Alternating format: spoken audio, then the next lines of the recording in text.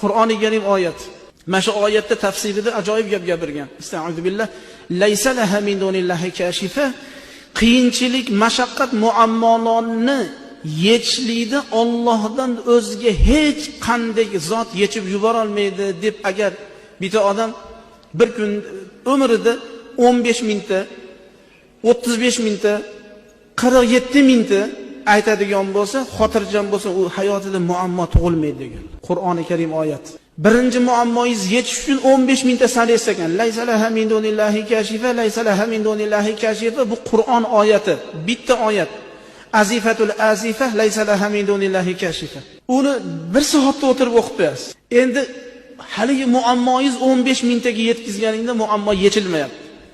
36 mingta o'qiysiz. 36 mingtaga yetganda ham muammo 10 nida turibdi. 47 mingtaga yetkazasiz.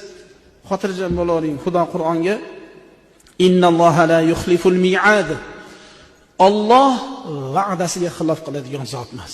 Banda qiladi xilofni. Banda aldashni yaxshi ko'radi. Xudoyo taolo bandasini aldamaydi. Muhtaram jamoat, biz shunaqa ixlosda, shunaqa muhabbatda, shunaqa taqvoda hayot kechirishlikni Xudodan so'rashligimiz lozim bo'lar ekan.